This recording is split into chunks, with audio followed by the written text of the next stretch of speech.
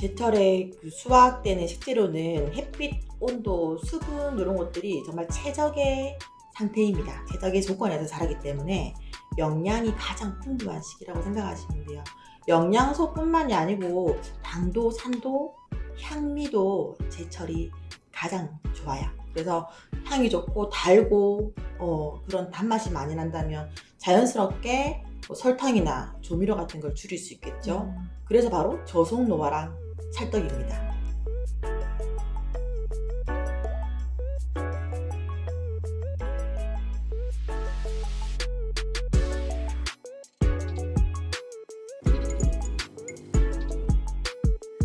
요즘 왜 이렇게 피곤하지? 예전보다 회복이 좀 느린 것 같은데? 이런 생각 한 번쯤 해보신 적 있으신가요? 현대인이라면 누구나 한 번쯤 경험했을 이런 몸의 신호들. 사실 우리 몸은 매일 조금씩 늙고 있습니다. 그런데 노화가 꼭 나쁘기만 한 걸까요? 속도를 조금 늦출 수 있다면 어떨까요? 오늘은 우리 몸을 오래도록 건강하게 유지할 수 있는 저속노화와 식습관에 대한 이야기를 해보려고 합니다. 안녕하세요. 떠드나 마나의 이채연입니다. 오늘은 저속노화 식단에 대한 인사이트와 실질적인 레시피 팁들까지 아낌없이 전해주실 분을 모셨습니다. 요리연구가 우지훈님입니다. 안녕하세요. 요리로 건강한 삶을 나누고 있는 요리연구가 우지훈입니다. 만나서 반갑습니다. 반갑습니다. 이 요리연구가라는 직업이 정말 멋있잖아요. 사실 요리를 좋아한다고 하면 뭐 요리사 이런 거를 생각하기 마련인데 요리 연구가라는 직업을 선택하시게 된 계기가 있으실까요? 제가 요리를 시작한 계기는 아주 자연스러웠던 것 같습니다. 어릴 적에는 그게 당연한 건 줄 알았는데 저희 어머니가 요리에 대한 열정이 좀 남다르셨던 것 같아요. 30년도 더 전인데 그때 일반 가정집에서 계란 흰자를 이렇게 손거품기로 머랭을 쳐서 전기밥솥에 카스테라 빵을 굽는다든지 뭐 식빵을 체에 직접 내려서 돈가스를 만든다든지 그런 모습들이 사실 흔하지는 않았다고 이제 성장하면서 알게 되었었거든요.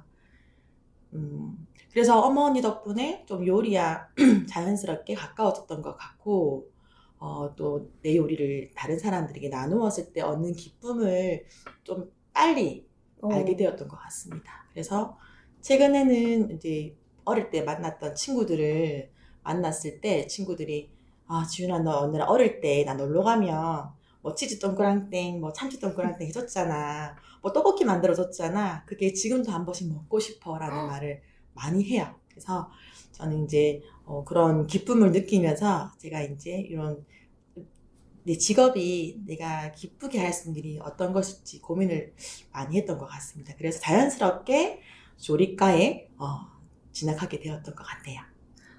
네, 그러면 약간 요리를 하면서 즐거움을 얻었다는 게 가장 큰 계기가 되신 거네요. 네, 맞습니다. 그러면 단순히 음식을 만드는 거 이상의 의미를 좀 가지고 있다고 생각이 드는데 선생님께 요리를 좀 한마디로 설명하자면 어떤 단어로 설명할 수 있을까요? 제가 한때 그 푸드 테라피라는 학문에 푹 빠져 지낸 적이 있었어요. 그 석사 학위를 받을 때 연구 논문의 주제가 푸드 테라피였거든요. 푸드 테라피, 음식이 사람에게 주는 그 치유가 생각보다 굉장히 많았습니다. 정신적 푸드 테라피, 신체적 푸드 테라피. 그럼 저는 어떤 테라피를 사람들에게 제공할 수 있을까 또 고민을 많이 했었어요. 아까 말씀드린 것처럼 저는 타인에게 음식을 나눔으로써 얻는 위안이 되게 크다고 느껴졌고 제가 요리를 만들어주면 그분들이 뭐 좀 힘이 없거나 처져 있을 때 기운을 차린다든지 되게 행복해하거나 저에게 고마움을 표현할 때 그런 그 행복을 제가 모르는 분들께 그런 기쁨을 누군가는 평생 알 수가 없잖아요. 요리에서 제공해서 기쁨을 얻는 방법들을 모를 수 있으니까 그런 사람들에게 이런 요리하는 기쁨을 알리는 치유가가 되고 싶다라는 생각을 해서 요리는 저에게 치유라는 생각이 듭니다. 좋네요. 근데 이건 사실 대본에 없는 네. 질문인데 저는 개인적으로 그 그 소울푸드라고 하는 것들 있잖아요. 네. 근데 그 소울푸드가 마냥 내가 좋아해서 그런 게 아니라 그 음식에 엮여있는 어떤 히스토리나 내 경험이나 이런 게 전부 다 합쳐져서 이건 나한테 진짜 소울푸드야. 아, 이렇게 생각이 되는 네. 것 같은데 저는 그래서 김치찜이랑 네. 식혜를 정말 좋아하거든요. 네. 거의 그걸 소울푸드라고 할 수 있는데 좋아도 하지만 저희 외할머니가 음식을 잘하셔가지고 김치를 너무 맛있게 담그시고 네. 식혜도 직접 만들어 주세요 항상. 그래서 저는 그게 너무 좋아서 사실 할머니가 이제 저희 같은 대학생쯤 나이가 되면 이제 주변에 조부모상을 입는 분들이 너무 많아서 저도 할머니가 사실 언제 돌아가실지 그게 약간 걱정이 되기도 하면서 할머니 힘드시긴 하지만 저 또 식혜 먹고 싶어요. 한번 칭얼거려 보기도 하고 먹으면서 할머니 생각하면서 전화 한번 드리고 막 그런 것들이 다 뭉뚱그려져서 저한테 가장 인상 깊은 소울푸드라고 얘기를 할 수 있는 맞죠. 것 같거든요. 저도 어머니의 소울푸드가 많이 있어요. 그래서 다른 공간이지만 엄마와 닮은 그 음식을 받아 들었을 때, 한 스푼 먹었을 때 거기서 얻는 그런 그 힐링들이 대단히 크죠. 그래서 저는 요리 수업을 시작할 때 항상 우리 수강생들에게 강요하는 말이 있습니다. 요리를 만들 때 뭐 내가 먹을 수도 있겠지만 이 요리를 함께 나눌 사람의 건강과 행복을 기원하는 마음을 담으시라고 그렇게 말씀을 드려요. 그게 이제 눈에 보이진 않지만 그런 마음을 담았을 때 분명한 치유의 힘이 있을 거라고 제가 믿고 있고, 그래서 제가 이제 운영하고 있는 쿠킹 스튜디오의 상호가 요리에 마음을 담다이고, 항상 요리 수업을 시작할 때는 제 소개할 때 요리에 마음을 담는 강사 우지윤입니다 라고 이제 운을 뜨고 시작을 하는 편이에요. 그러면 저는 약간 외려 궁금한 게 네. 그렇게 말씀을 해주시는 선생님의 소울푸드는 뭘까? 저는 정말 많아요. 아까 말씀드린 카스테라도 있고, 집에서 엄마가 이제 같이 요리 놀이처럼 저랑 같이 했었거든요. 거기에 이렇게 계란 바르고, 밀가루도 바르고, 빵가루까지 묻혀가지고 만들었던 그런 돈가스, 그리고 소고기 국밥. 지금 사실 어머니가 돌아가셔가지고 그 요리를 맛볼 수는 없는데 그 추억이 저한테 너무나 큰 재산처럼 남아있죠. 그래서 할머니의 그 음식을 더 많이 경험할 수 있도록 자주 찾아뵈면 좋겠네요. 감동적이네요. 그럼 또 이런 음식 경험들이나 뭐 이런 게 많으시니까 사실 워낙에 많은 음식이 있잖아요. 요즘에는 없는 음식이 없다고 생각이 드는데 이런 레시피를 계속 개발을 하셔야 되는 직업이잖아요. 네네. 저는 더 이상 개발할 수 있는 요리가 없다고 생각하는데 계속 만드셔야 되는 게 직업이니까 이런 거를 또 새로 만들어야 될 때 어디서 영감을 얻으시는지 궁금합니다. 이제 요리가 트렌드가 계속 바뀌잖아요. 그래서 그 트렌드의 방향을 빨리 캐치해서 나만의 레시피를 만들어내는 게 정말 중요합니다. 최근에는 좀 건강한 삶을 추구하는 사람이 많이 늘어났기 때문에 뭐 저속 그런 식단들, 그리고 좀 환경적으로 지속 가능한 밥상, 또 뭐 동물 복지를 추구하는 사람들이 채식주의자가 늘어난다든지 그런 저도 관심 있는 분야이기 때문에 책이나 영상 매체라든지 다양한 매체를 통해서 공부를 열심히 하기도 하고 정보를 받기도 하는데, 사실 저는 이게 뭐 어떤 메뉴 개발을 하는 일보다는 교육에 더 중점을 두고 있기 때문에 교육을 받으러 오시는 그 연령대와 배움의 이유가 정말 다양해요. 이렇게 진로 체험을 원하는 청소년층, 이렇게 스트레스를 조금 해소하려는 직장인들, 그리고 반찬 스트레스를 많이 받는 주부들, 이제 혼자 진짜 이제는 건강한 밥상을 직접 차려 먹겠다고 결심한 1인 중장년층 어르신들도 있고, 또 오물조물 오감놀이 하러 오는 영유아도 있고, 정말 다양해서 사실 그 많은 대상들을 제가 그런 저만의 레시피로 이제 좀 채워드리기는 좀 힘들어요. 그래서 여러분들처럼 뭐 인기 인플루언서들의 영상도 많이 찾아보기도 하고, 주변에 같이 활동하시는 강사분들의 그런 후기들도 많이 참고하는 편이에요. 어. 그래서 또 저희 어머니가 저희 요리의 시작이다 보니 엄마의 또 예전에 그 요리에서 답을 찾기도 하는 편입니다. 그러면 저는 또 궁금한 게 네. 저는 그 카레 만들 때 저희 네. 어머니가 그 사과를 좀 크게 거의 당근만큼 크게 썰어서 넣으시거든요. 네네네. 근데 저는 집 카레만 먹으니까 그 모든 집이 그렇게 먹는 줄 알았어요. 네네. 사과를 넣어서. 맞아요, 근데 저희 맞아요. 집만 그렇더라고요, 음. 거의. 그래서 그런 것처럼 진짜 이거는 거의 나만 하는 것 같은데 하는 레시피가 하나 있을까요? 나만 하는 것 같은데, 지금 말씀하신 사과를 넣은 카레라이스도 저희 어머니도 가끔씩 저희 어릴 때 그게 바몬드 카레라고 불렀던 것 같은데 그런 이제 카레를 만들어서 단맛을 조금 넣기 위해서 어머니들이 또 지혜를 드셔가지고 되게 맛있잖아요. 네.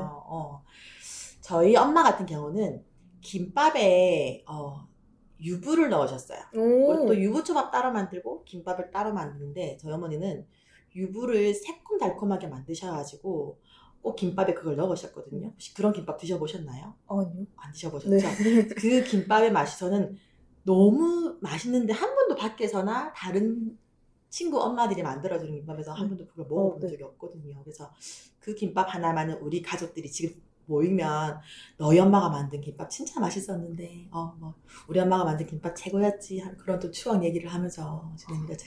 저는 기억에 남는 메뉴가 좋습니다. 유부김밥인 것 같아요. 네, 좋습니다. 그래서 저는 주변 사람들한테 꼭 카레에 사과 넣어 먹으라고. 근데 보통 사과를 요만큼 잘라서 넣는 줄 알아요. 그래서 저는 아니 숭덩숭덩 숭덩숭덩. 감자랑 당근이랑 똑같은 크기만큼 넣어서 먹어보라고 항상 그렇게 전파를 하고 다니거든요. 네네네. 그러면은 선생님께서도 추천하고 싶은 요리가 한 가지 있을까요? 어떤 요리? 사실 요즘에 음. 사람들이 제철을 잘 모르니까 제철 요리면 좋고 뭐 아니어도 네네네. 괜찮고. 제철 요리 하니까 최근에 제가 지금 햇감자가 되게 많이 나올 시기거든요. 햇감자로 만든 요끼를 한번 만들어서 제가 출연하고 있는 방송에도 소개를 한번 했었는데요. 요끼가 왜 보통 들으면 정말 좀 고급스럽고 화려한 그런 레스토랑에 팔고 있는 메뉴인 것처럼 조금 부담감을 느낄 수가 있는 메뉴예요. 그냥 보통 우리가 즐기는 파스타와 되게 닮아있는 파스타의 일종이라 생각하시면 되는데 이 요끼 만드는 방법을 간단하게 한번 알려드릴게요.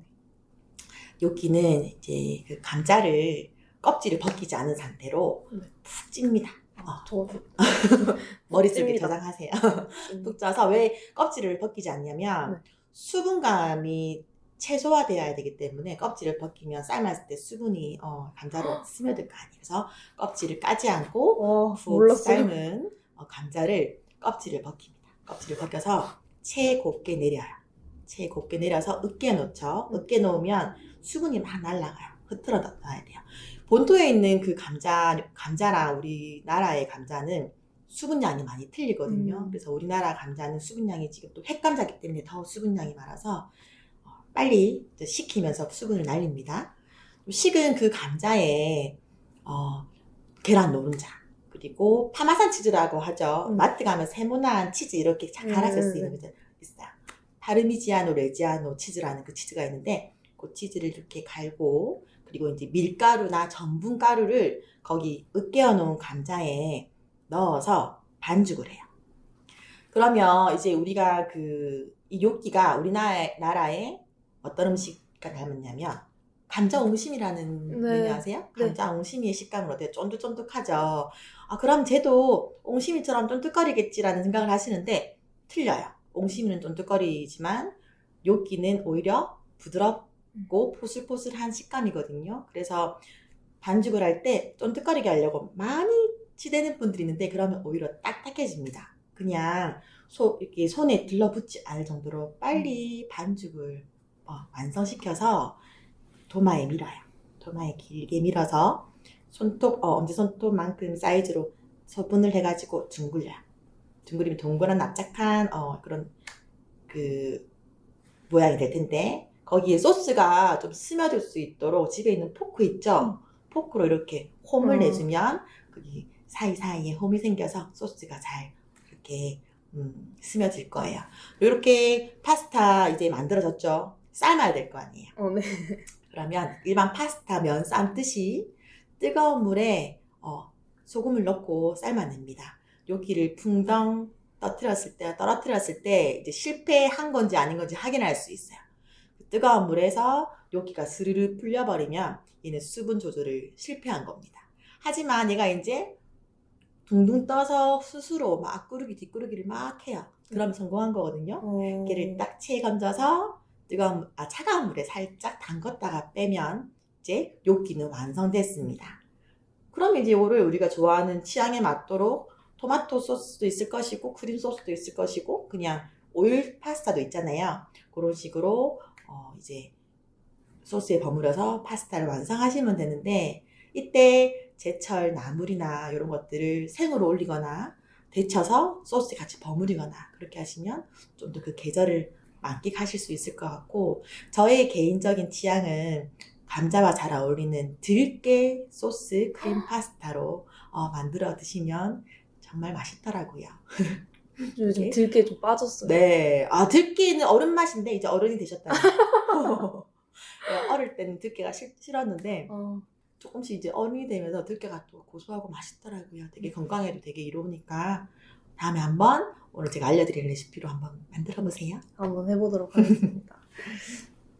저도 입맛이 점점 변하고 있는데 네네. 그래도 요즘 밖에서 음식을 먹으려고 하면은 워낙 짜고 달고 이게 좀 자극적이긴 하더라고요. 네네. 그러니까 이런 음식을 먹을 때 항상 걱정되는 게 먹고 잠오겠다 이거거든요. 그래서 이런 거와 관련돼서 나온 말이 혈당 스파이크잖아요.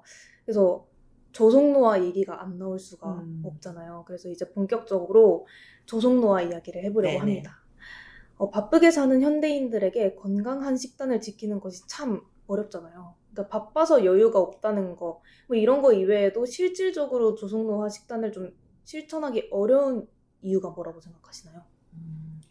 일단 저속노화 식단이 무엇인지를 한번 알고 넘어가자면 말 그대로 그냥 노화의 속도를 늦추는 식단입니다. 가공식품이나 정제된 당, 곡류들을 좀 피하고 통곡물을 섭취한다든지 육류보다는 콩단백질을 섭취한다든지 건강한 채소와 과일들을 조금 주로 섭취하는 식사법인데 이게 뭐든지 꾸준히 오랫동안 실천을 해야 이제 효과가 보이는데 사실 우리는 이제 요즘 사람들은 시각적으로 빠른 변화를 원하기 때문에 좀 현대인들한테 동기부여를 할 수 있는 그게 조금 떨어진다고 사실 생각이 들어요. 그리고 스스로 이제 장도 보고 요리를 마련을 해야 되는데 바쁜 직장인들이라든지 또 이제 육아에 막 허덕이는 주부들이 이제 시간을 내기가 좀 부담스럽겠죠.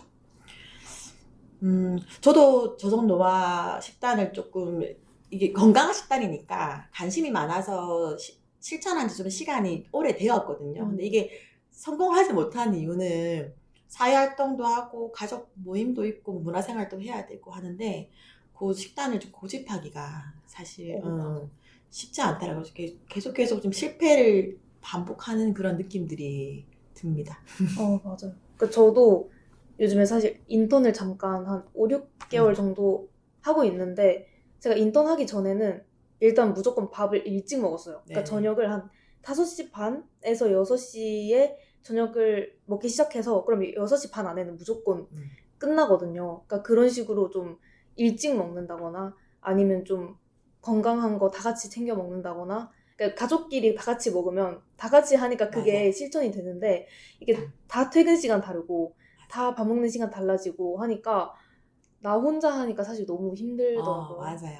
그래서 제가 사실 방법을 찾았던 게 제가 양상추를 좋아하고 팽이버섯을 좋아하고 그리고 닭가슴살을 그래도 싫어하진 않았어요. 그래서 이거 3개를 같이 먹어보자. 양상추를 이만한 한 손바닥 정도 크기로 잘라서 팽이버섯을 그냥 올리브유 같은데 구워놔요. 그래놓고 그래서 그 구운 거 올리고 닭가슴살 그냥 한 팩 전자레인지 돌려서 그거 올리고 그렇게 해서 한 입에 먹었거든요.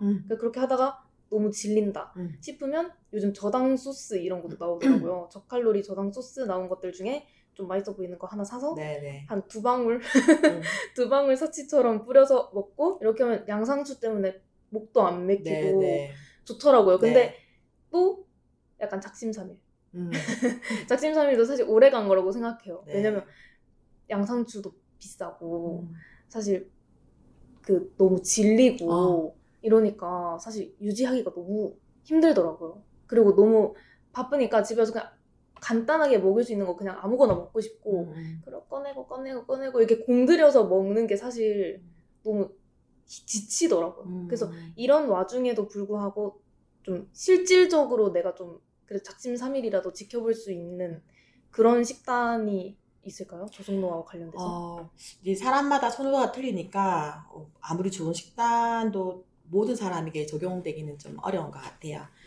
그 말씀하신 것처럼 그 양상추가 비싸듯이 이제 또 이런 건강한 식단을 제안해 줄 때는 안 그래도 비싼 식재료를 좀 더 프리미엄하게 유기농을 좀 추천해 주거나 뭐 친환경을 추천해 주거나 그런 데서 오는 사실 좀 경제적인 부담감도 작지는 않을 거라 생각을 합니다.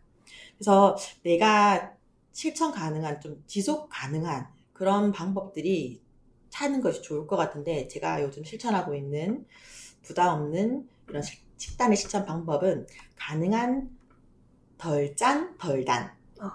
단짠, 단짠 아니고 덜 짠, 덜 단. 요렇게 이거를 이제 실천하려면 제일 쉬운 게 가공식품을 좀 줄여보는 게 제일 좋더라고요. 그래서 물론 뭐 건강한 것처럼 막 광고를 하지만 그 과일 음료 그런 것들은 설탕이 정말 많이 들어있거든요.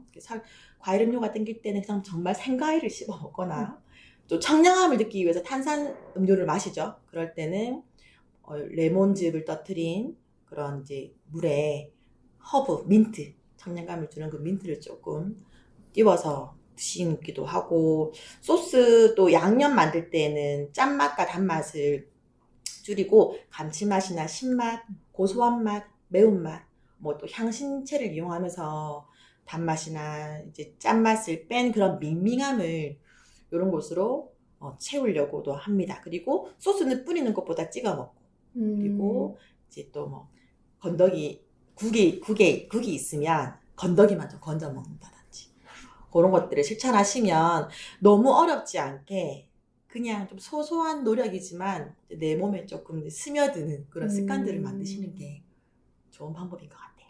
그렇군요. 근데 사실 이런 저속노화 식단을 먹거나 네.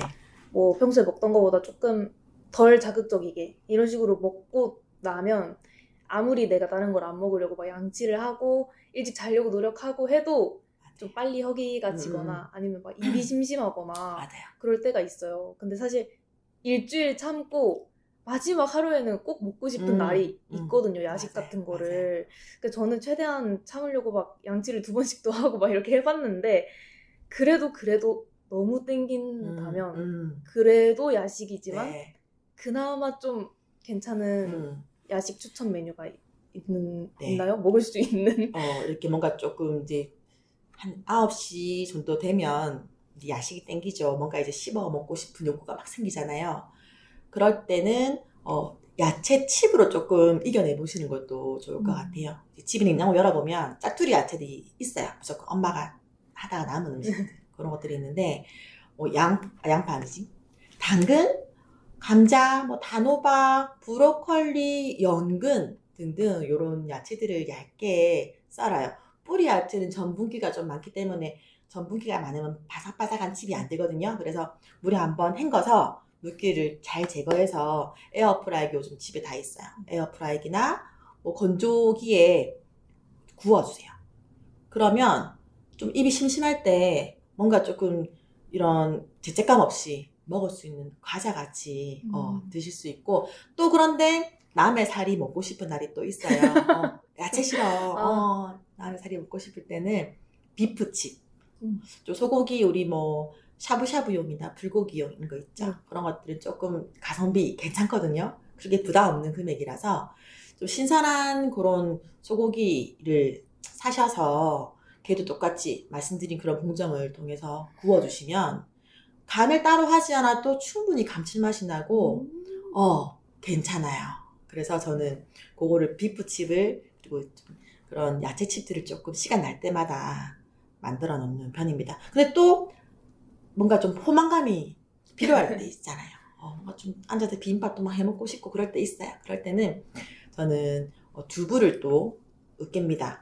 부침용 두부는 수분이 많이 없거든요. 두부를 이렇게 으깨어서 마른 팬에 볶으면 이렇게 계속 볶아주면 밥 같은데라는 그런 비주얼이 생겨요. 오, 그러면 볶은 두부랑 좀 쌀밥이랑 조금 섞어가지고 단백질 밥을 만들어서 함께 간단하게 드시는 것도 좋은 방법인 것 같습니다. 그럼 그건 약간 식사 대용으로 해도 그쵸. 괜찮겠네요? 평소에도 드실 수 그럼 있는. 약간 뭐 곤약밥으로 바꾼다거나 네. 완전 다이어트식처럼. 네네, 그쵸. 좋네요. 생각보다 괜찮아요. 그렇게 유부초밥 하실 때 유부 안에 그 두부밥을 넣어서 만들어 드시는 방법도 좋은 방법입니다. 그러면 약간 레시피를 듣기만 해도 네. 엄청 간단하거든요. 네네. 이런 것처럼 뭐 혼자 사는 사람들이라든지 아니면은 직장인들이 집에 와서 바로 침대에 눕기 전에 네네. 그럴 때 해먹을 수 있는 좀 간단하고 쉽게 좀 따라할 수 있는 그런 메뉴가 혹시 있을까요? 제가 정말 저희 집에 한 번도 빠짐없이 있는 그 음식이 하나 있어요. 들어보셨을 거예요. 이미 이제 대중화된 메뉴라서 라페라는 거 들어보셨어요? 네. 당근 라페, 뭐 양배추 라페 다양하게 이제 야채 마리네이드라고 생각하시면 되는데 얘는 대량으로 일주일에 한 번씩 좀 바쁜 직장인들도 괜찮으실 거예요. 일주일에 한 번 대량으로 만들어 놓으시면 일주일 충분히 신선하고 맛있게 드실 수 있는데 저는 얘를 만들어 놓고 어떤 요리에든 곁들입니다. 예를 들어서 샐러드 위에 드레싱 대신 듬뿍 올려 먹거나 또 바쁠 때는 샌드위치 위에 삶은 계란 하나랑 그 라페를 듬뿍 올려서 샌드위치를 만들어 먹는다든지 물기를 쪽 짜서 김밥에 넣는다든지 또 다양하게 아주 다양하게 정말 활용하기 편하거든요. 또 몸짱을 꿈꾸시는 분들 요즘 많잖아요. 냉장고에 닭가슴살 다 있어요. 그런 건 하나 그냥 데워가지고 같이 곁들이셔도 좋고 뭐 피클이나 김치 대신 대용으로도 드실 수 있고 그래서 제가 가끔은 또 아까 말씀하신 것처럼 한 일주일에 한 번은 좀 흐트러지고 싶잖아요.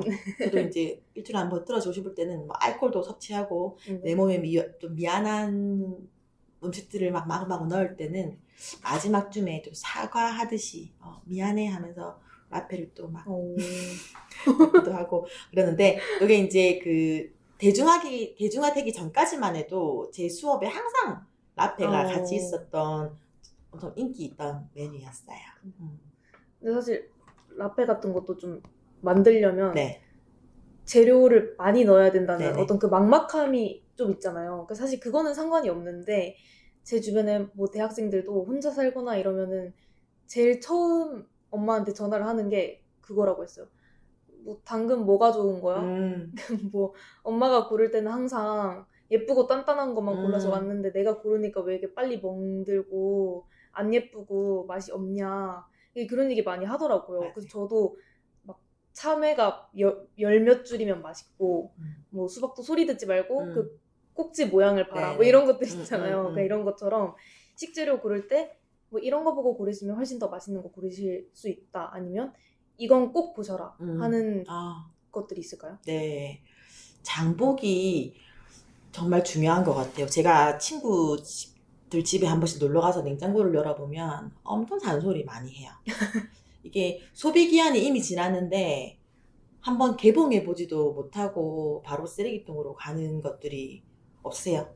많아요. 많죠. 그래서 그런 일을 없애려면 우리가 할 수 있는 방법들 일단 마트에 갈 때 어떤 재료를 살지 이 재료로 어떤 요리를 만들지 머릿속에 조금 담아야 돼요. 구상을 하셔가지고 나도 할 수 있어 이런 마음 먹고 가서 막 담아오면 집에서 막상 어떻게 해야 될지 막막한 분들 많이 있습니다. 그래서 그 리스트를 미리 만들어서 정리해서 다녀와야 되실 것 같고 신선한 채소나 과일도 꼭 구매하셔야 돼요. 반드시 우리 그 건강한 식재료에 포함이 되어 있잖아요. 그래서 그 과일과 채소를 구매하실 때는 가지고 있는 그 색이 각각의 항산화 성분이라 생각하시면 돼요. 그래서 그 색깔에 따라서 가지고 있는 또 항산화 성분, 그 효능들이 또 틀리기 때문에 구매하실 때 색깔을 뭐 빨간색, 노란색, 뭐 토마토, 파프리카, 뭐 가지, 양파, 뭐 등등 브로콜리 5가지 색이 됐네요. 이렇게 색을 한번 채워보시는 것도 되게 재밌을 것 같아요.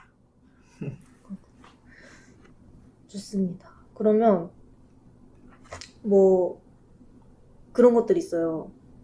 좀 건강하다고 생각해서 시켜 먹는 것들 중에서 그렇게까지 건강하지 않은 애들이 있어요. 그래서 저도 처음에는 포케가 되게 건강한 줄 알고 맞아요.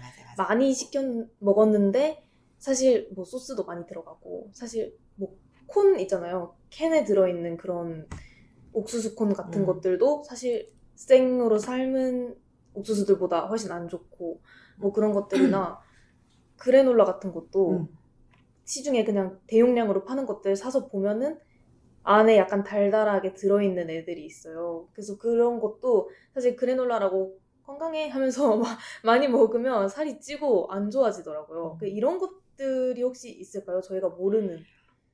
맞아요. 겉보기에는 진짜 건강해 보이는데 오해인 경우가 많죠. 통곡물이랑 단백질, 야채가 엄청 가득한데 당연히 건강해 보이잖아요. 그리고 엄청 뚱뚱한 샌드위치, 야채가 저렇게 많이 들었는데 너무 건강하고 좋은 품질로 느껴져요.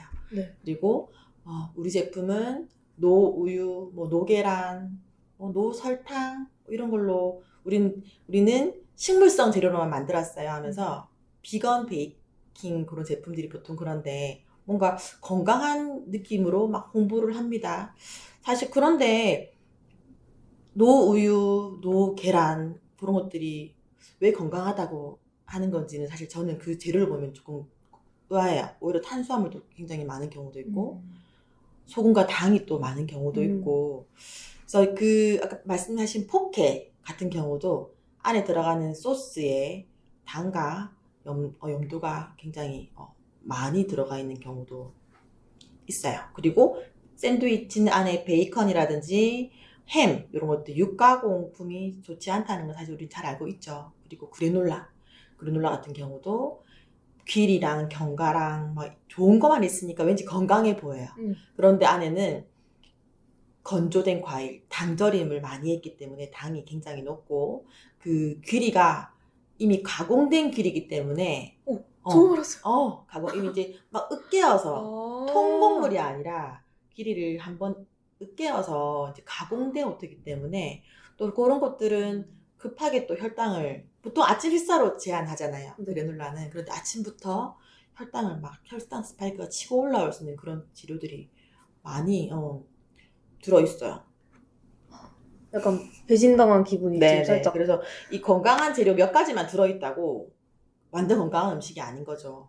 거기 들어가는 뭐 추가 조미료들 그리고 이제 조리법 그런 것들이 다 통합이 되고 전체를 봐야 이게 건강한 음식인지 아닌지를 우리가 판단할 수 있는 것 같습니다.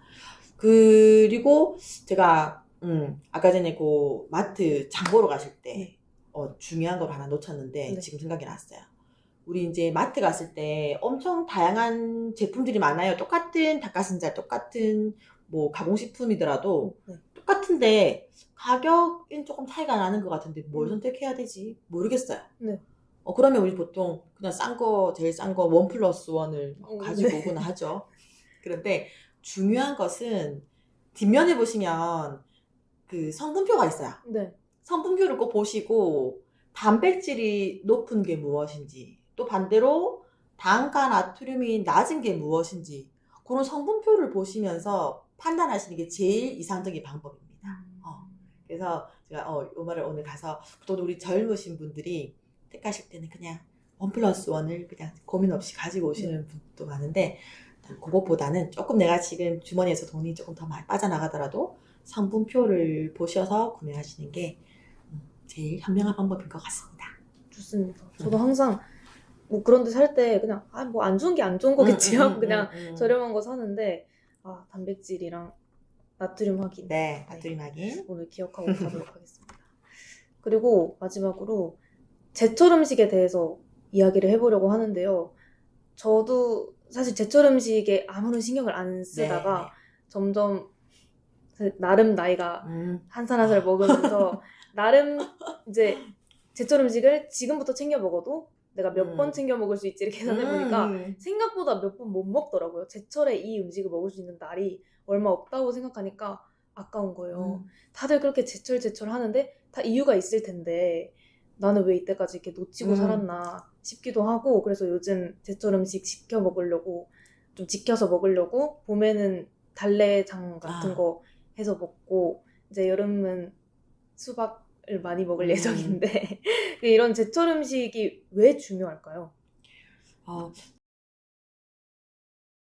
제철에 그 수확되는 식재료는 햇빛, 온도, 수분 이런 것들이 정말 최적의 상태입니다. 최적의 조건에서 자라기 때문에 영양이 가장 풍부한 시기라고 생각하시면 돼요.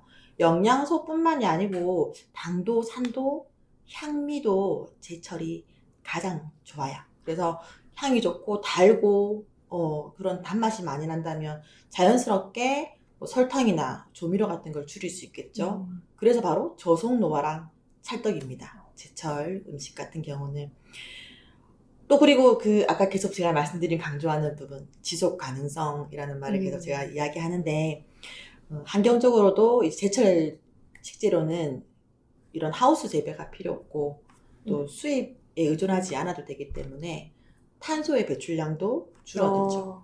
그래서 그것도 꼭 선택해야 하는 중요한 이유가 될 것 같고, 또 제일 좋은 음식을, 제일 좋은 재료를 가장 싼 가격에 구매할 수 있는 시기니까 선택하지 않을 이유가 없는 것 같습니다. 좋습니다. 저도 이제 열심히 살아있는 동안 그리고 또 이제 지구 온난화 때문에 엄청 많이 생산되던 것들도 가격도 되게 많이 오르고 많이 귀한 음식들이 되어 가잖아요. 지금 즐길 수 있을 때 즐기는 것이 이득입니다. 좋습니다. 그러면 요즘은 또 혈당 스파이크, 저속노화 이런 데 관심이 너무 많다 보니 혈당을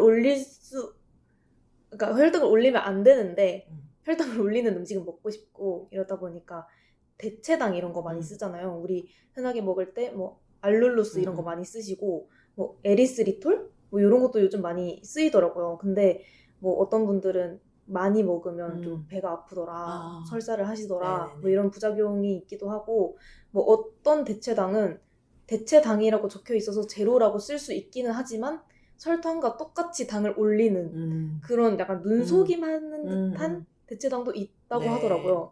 그래서 혹시 뭐 대체당이 어떤 게 좋더라, 뭐 어떤 걸 쓰시는 걸 추천한다, 뭐 이런 것들 있나요? 사실 알룰로스, 에리스리톨 맞죠? 또 스테비아 뭐 등등 정말 많아요. 이름도 되게 헷갈리는데 그런 것들이 이제 그 칼로리가 거의 없기 때문에 당 수치를 올리지 않아서 보통은 당뇨식을 드셔야 되는 분들, 또 뭐 요즘에 유행하는 저탄고지식, 저속 노화식 이런 것들에서 많이 활용을 지금 하고 있어요. 또 자연 유래라는 그런 것들을 계속 이런 홍보에 써서 마치 건강한 당인 것처럼 많이 홍보를 하고 있는데, 이게 설탕과 비슷한 맛을 내요. 설탕보다 조금 한 20% 정도 당도가 떨어지긴 한데 거의 비슷한 맛을 내서 많이들 활용하시지만 아까 말씀하신 것처럼 가다 섭취 시에는 복부 팽만, 설사, 메스꺼움 등 이런 부작용들도 나타나거든요. 예민하신 분들은. 저희 집에 그 딸내미가 둘이 있어요. 초등학생 5학년, 2학년인데 얘들이 그 먹방, 디저트 먹방 유튜버 방송을 정말 좋아해요. 매일매일 보고 있어요. 보고 있으면 저걸 왜 보고 있지? 보고 있으면 저도 그 먹방 유튜버가 달콤한 간식들을 잔뜩 올려놓고 막 먹는단 말이에요. 입이 막 근질근질해요. 어떻게 저걸 먹을까? 그런데 항상 하는 말, 얘는 0칼로리예요.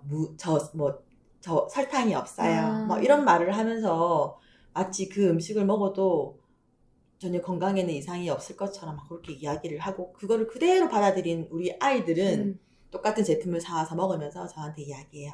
엄마 얘는 0칼로리래. 얘는 건강한 거야. 살이 안 쪄. 그런 조금 과장된 잘못된 그런 그 홍보 수단들로 조금 우리가 많이 단맛의 기준을 흐트러뜨리고 있는 것 같은데 저도 요즘 저염 저당 수업을 할 때 그 당들을 많이 사용하긴 하거든요.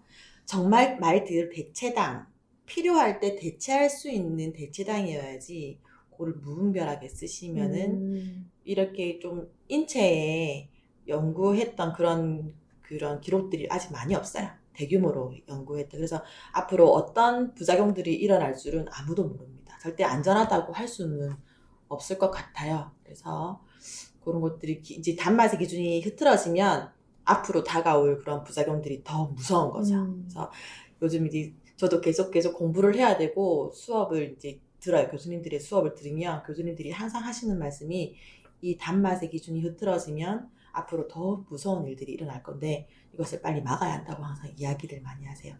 콜라도 왜 제로 콜라라고 마음껏 먹지만 절대 건강하지 않잖아요. 네. 그렇죠?